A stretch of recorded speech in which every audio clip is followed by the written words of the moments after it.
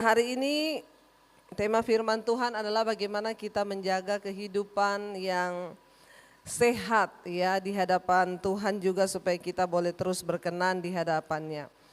Ayat firman Tuhan terambil dari Yeremia pasal 33. Saya diberi dari gereja Yeremia 33 ayat yang ke-6 saja, tetapi rasanya tidak afdol kalau kita tidak membaca dari awal. Supaya kita tahu ya apa maksud dari firman yang mau disampaikan. Yeremia 33 saya ingin kita baca ayat yang pertama. Kalau saudara baca judul di sana perikopnya adalah janji pemulihan keadilan Yerusalem dan Yehuda. Ayat yang pertama baca sama-sama. Datanglah firman Tuhan untuk kedua kalinya kepada Yeremia ketika ia masih terkurung di pelataran penjagaan itu. Bunyinya, beginilah firman Tuhan yang telah menjadikan bumi dengan membentuknya dan menegakkannya, Tuhan ialah namanya. Ayat 3, berserulah kepadaku maka aku akan menjawab engkau dan akan memberitahukan kepadamu hal-hal yang besar yang tak terpahami, yakni hal-hal yang tidak kau ketahui.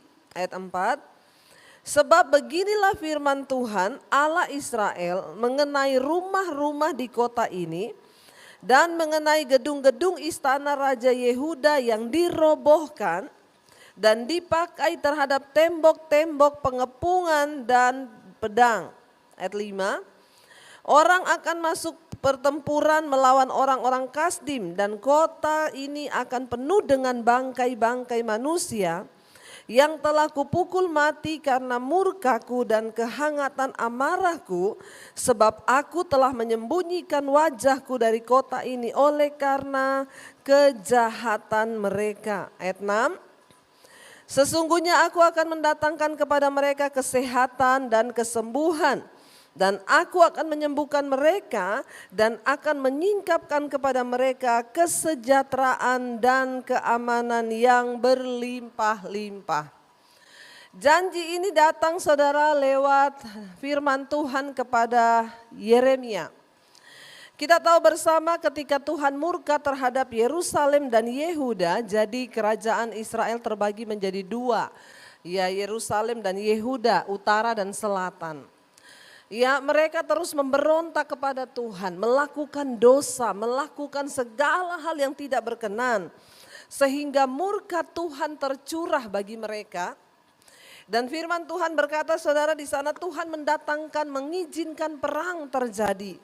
Bahkan penyakit datang saudara, sehingga firman ini berkata, kalau kita lihat ayat yang ke-5 itu mengerikan. Orang-orang akan masuk pertempuran melawan orang Kasdim dan kota ini akan penuh dengan bangkai-bangkai manusia yang telah kupukul mati karena murkaku dan kehangatan amarahku, sebab aku telah menyembunyikan wajahku dari kota ini oleh karena segala kejahatan mereka. Saudara, kita tahu penyebab malapetaka di dalam hidup manusia, sakit, penyakit, segala macam hal yang tidak baik, bahkan perang, bencana itu terjadi karena satu, yaitu dosa. Dosa itu mendatangkan sesuatu yang sangat tidak baik bagi hidup manusia. Tuhan mengasihi Israel, Tuhan mengasihi Yerusalem dan Yehuda. Tetapi ketika mereka memberontak terhadap Tuhan, melakukan dosa, menyakiti hati Tuhan, tidak lagi mengikuti jalan-jalannya, tetapi mengikuti Allah-Allah lain. Dan mereka mulai hidup dalam kenajisan, percabulan, melakukan semua yang mereka mau. Tuhan murka saudara. Ketika Tuhan murka maka terjadilah hal-hal yang membawa malapetaka bagi manusia. Kota ini diizinkan terjadi perang. Saya percaya semua itu bukan sejarah kebetulan terjadi. Ya, apakah mereka sungguh-sungguh mengasihi Tuhan? Kita pun orang yang ada di Indonesia, jangan merasa aman saudara. Bangun kehidupan yang takut akan Tuhan. Berdirilah bagi bangsamu, berdirilah bagi kotamu. Kalau murka Tuhan terjadi, mengerikan. Ini yang terjadi bagi Yehuda dan Yerusalem. Tuhan izinkan musuh datang mengepung kota mereka. Sehingga apa yang terjadi? Bangkai-bangkai manusia bergelimpangan. Ya, jangan terus betah hidup di dalam dosa. Lalu Tuhan penuh belas kasihan. Firman Tuhan berkata tidak untuk selama-lamanya Tuhan itu murka, sebab Dia adalah Allah yang penuh dengan belas kasih. Kalaupun Dia izinkan murkanya turun, itu tujuannya cuma satu, agar manusia bertobat dan diselamatkan. Bahkan murka Tuhan pun ya tujuannya agar membuat manusia itu diselamatkan. Di sini dikatakan ayat yang ke-6 ya, Tuhan berfirman kepada Yeremia ketika Yeremia masih di dalam penjagaan. Ayat yang ke-6 di sana dikatakan sesungguhnya aku akan mendatangkan kepada mereka kesehatan ya, kesembuhan. Ya, dikatakan dan aku akan menyembuhkan mereka dan akan menyingkapkan kepada mereka kesejahteraan dan keamanan yang berlimpah-limpah. Saudara tahu bagaimana keadaan sebuah negeri ketika selesai perang? Ya, itu yang tersisa luka, sakit penyakit, traumatik, ya sehingga manusia membutuhkan kesembuhan. Kesembuhan dari apa? Dari sakit jiwa dan juga sakit fisik. Jadi sakit itu ada dua saudara, ada sakit yang kelihatan, ada sakit yang tidak terlihat, tapi sebenarnya sakit. Ya, yang pertama itu sakit fisik itu yang pasti sudah langsung kelihatan, ya batuk, flu ya. Bisa, itu kenapa? Ya biasa itu terjadi karena kelalaian kita sendiri. Ya saya kecapean, lalu saya minum es, saya flu saudara. Tapi itu terjadi karena kesalahan saya, itu penyebab yang datang dari ya luar bukan dari jiwa. Nah sekarang yang lebih berbahaya itu kalau sakit yang datang dari dalam, yaitu dari jiwa. Ya orang itu bisa sakit ya bukan hanya karena faktor yang dari luar. Kalau tiba-tiba orang kena ginjal, kenapa dia bisa sakit ginjal? Karena dia tuh tukang minum minuman-minuman kaleng, minuman berenergi, itu kan berbahaya saudara. Ya jadi kita harus banyak minum air putih untuk bisa menjaga kesehatan ginjal kita. Tapi ada orang kena ginjal kenapa? Wah itu dari muda Bu, kalau minum teman anak saya ya masih SD sudah cuci darah, kena gagal ginjal. Saya bilang anak saya itu anak masih SD udah cuci darah, kenapa deh? Dari kecil minum minuman kaleng. Ya saya tidak usah menyebutkan merek, bahaya. Karena tubuh ini bait Allah, tetapi ada sakit kalau itu ketahuan. Tapi ada sakit manusia yang datang akibat dosa, itu pertama kehantam itu dari dalam jiwa dulu. Ya saya kemarin ketemu dengan seorang pendengar mesbah doa, dia bersaksi ketika masa pandemi dia ketakutan luar biasa saudara. Sehingga dia mulai mengalami kegangguan kejiwaan. Tiap hari dia ketakutan sampai ketakutannya itu tingkat tinggi. Ya sampai dia di kamar pun dia gemeteran saudara, gemeteran sendiri. Nanti gemeteran nangis sendiri. Dibawa sama anaknya ke psikiater, diperiksa, dikasih obat penenang, dikasih obat ini, tetap nggak mempan. Setiap hari dia ketakutan, dari awal pandemi dia dapat sakit itu. Akhirnya dibawa ke dokter jiwa saudara, sampai sudah dikasih obat sakit jiwa, orang sakit jiwa. Karena dokter bilang ini gangguan kejiwaannya sudah parah. Karena sampai sudah pingsan-pingsan. Satu kali ditemukan anaknya pingsan di kamar, dibawa lagi ke dokter saudara. Lalu ya dia diopnam di rumah sakit, beberapa kali pulang ke rumah. Waktu pulang ke rumah dia bilang satu kali saya nonton khotbah ibu yang judulnya ya bahaya roh ketakutan. Di situ saya nonton Bu, dan ibu mengajarkan di sana supaya kita memperkatakan kepada diri sendiri. Jangan takut hai jiwaku, pujilah Tuhan hai jiwaku, sebab Tuhan tidak memberikan kepadaku roh ketakutan. Dia mulai memperkatakan firman saudara. Dia bilang setiap hari Bu, kalau saya mulai gemeteran, saya mulai datang roh ketakutan itu mau menyerang saya perkatakan semua firman. Roh yang ada padaku lebih besar dari segala roh yang ada dalam dunia ini. Karena saya selalu bilang, dia bilang benar itu yang Ibu Debbie bilang. Tidak ada dokter hebat, enggak ada pendeta hebat, enggak ada psikiater yang hebat. Yang ada itu Tuhan yang hebat dengan imanmu yang luar biasa. Lalu dia bilang dia mulai memperkatakan, saudara bisa bayangkan sudah berbolak-balik opnam di rumah sakit, sudah minum obat penenang, obat syaraf untuk jiwa. Sembuh hanya dengan memperkatakan firman Tuhan. Akhirnya dia mengalami kesembuhan. Sedikit lagi gila loh, dokter bilang ini sedikit lagi gila loh. Mamahmu ini gila ini kalau begini terus. Karena obat dari dokter itu tidak menyembuhkan, hanya menenangkan syarafnya. Peperangan itu roh, ini yang saya bilang ada sakit yang datang dari sesuatu yang tadinya itu dari jiwa kita, lalu dimasukin iblis saudara. Roh ketakutan itu menyerang terus. Nah tetapi di sini firman Tuhan berkata, kalau kita lihat ya bagaimana kesembuhan ini bisa terjadi. Bagaimana kita bisa mengalami janji ini? Aku akan mendatangkan kepada mereka kesehatan, kesembuhan. Aku akan menyembuhkan mereka dan menyingkapkan kepada mereka ya kesejahteraan dan keamanan yang berlimpah-limpah. Siapa yang mau mengalami ini? Kita semua mau ya saudara. Kita mau dong mengalami kesejahteraan yang berlimpah-limpah. Masa hidup kurang terus, amin. Tapi kadang serba salah saudara, waktu kita miskin, saya ini mengalami dua fase di dalam pengiringan saya pada Tuhan. Saya pernah merasakan yang namanya miskin banget, gak punya apa-apa. Tidak punya uang 1 sen pun, gak punya orang yang bisa saya sandarkan harapan saya.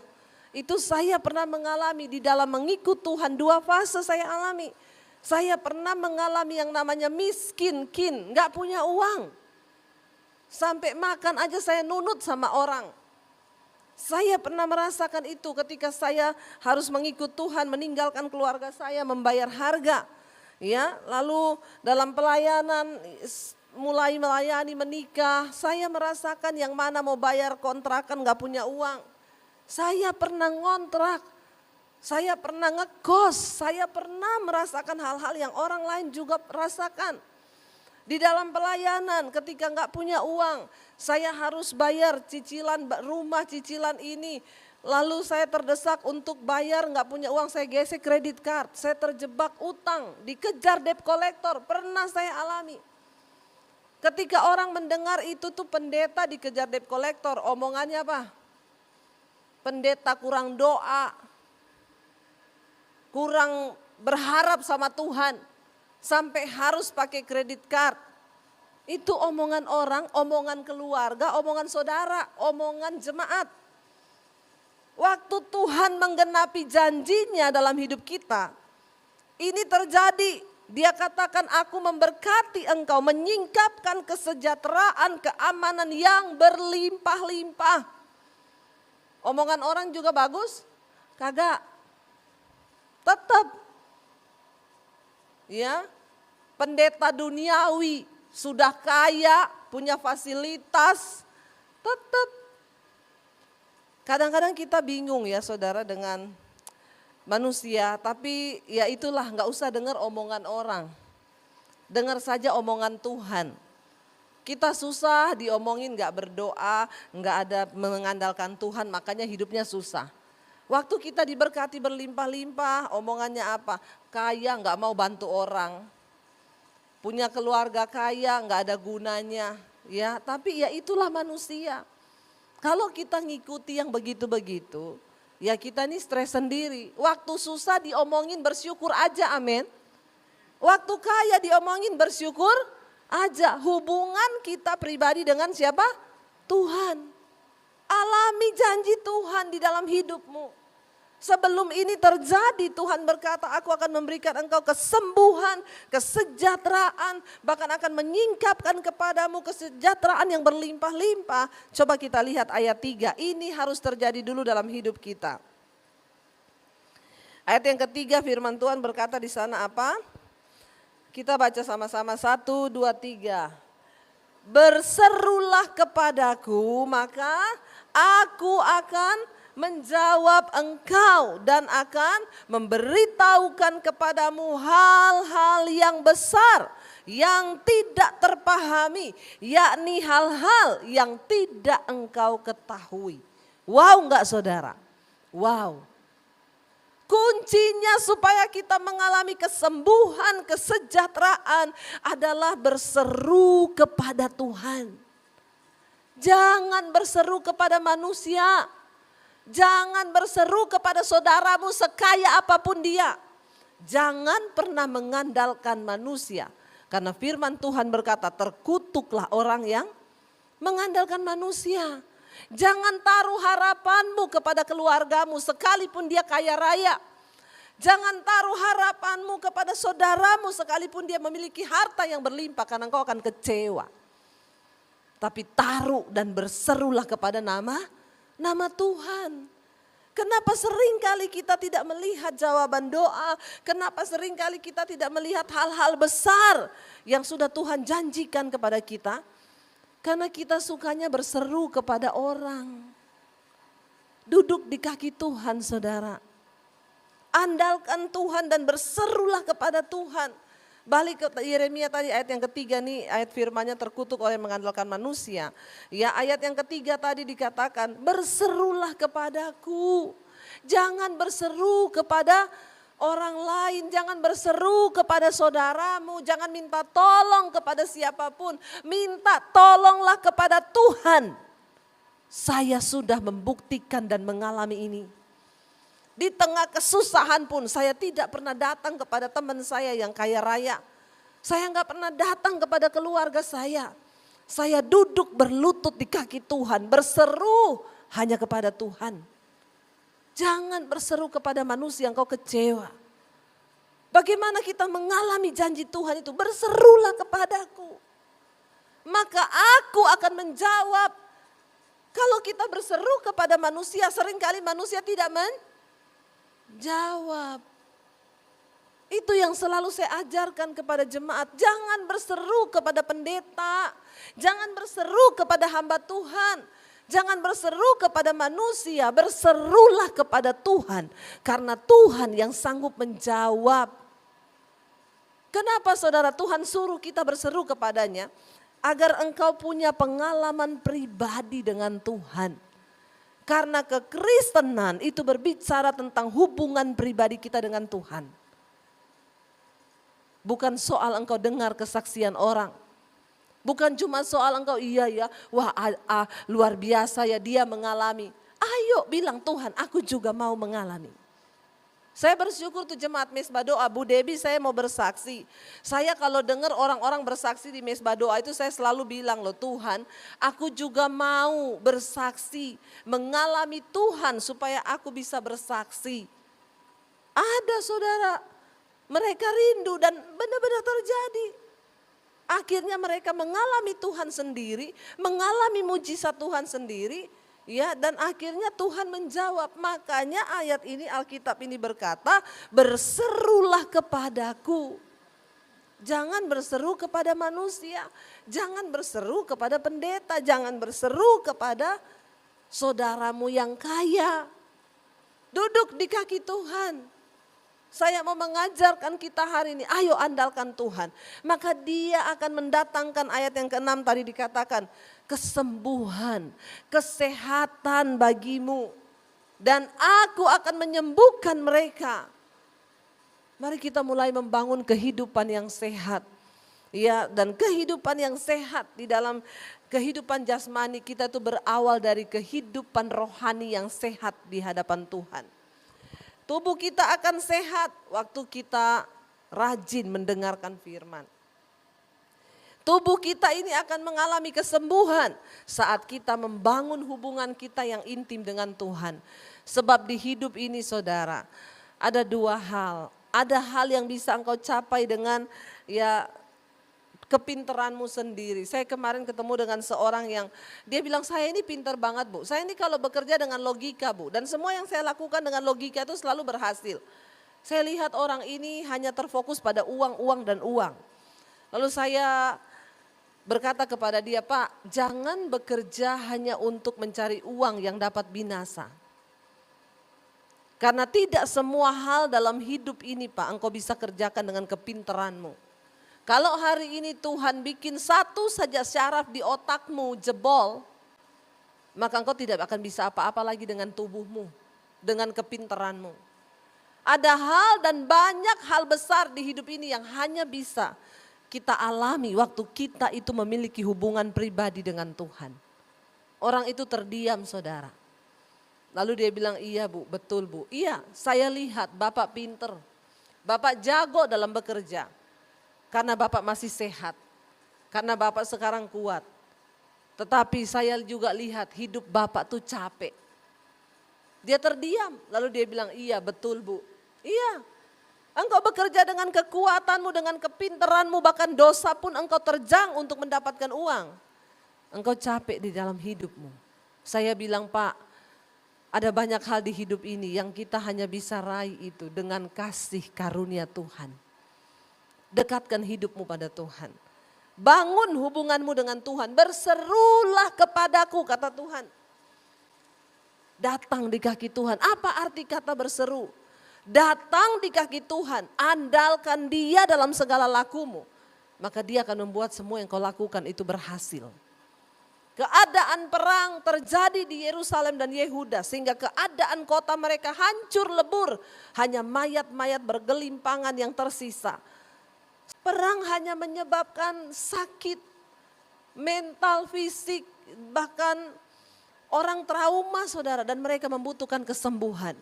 Ini yang dibutuhkan oleh Yerusalem dan Yehuda ketika Tuhan izinkan kota itu dikepung. Mungkin hari ini juga engkau berkata, Tuhan, aku pun seperti itu. Hari ini rasanya hidupku hancur. Hari ini rasanya lebur semuanya, bisnisku, usahaku, pekerjaanku rasanya tidak ada lagi yang tersisa. Itu aku Tuhan. Dan aku membutuhkan apa yang engkau janjikan hari ini. Kesembuhan terjadi atas bisnisku, keluargaku, anak-anakku, hubunganku dengan suami. Mari datang pada Tuhan saudara. Hanya ketika engkau berseru kepada Dia, maka Dia menjawab dan Dia akan berfirman sehingga kita sembuh. Mari kita bangkit berdiri bersama.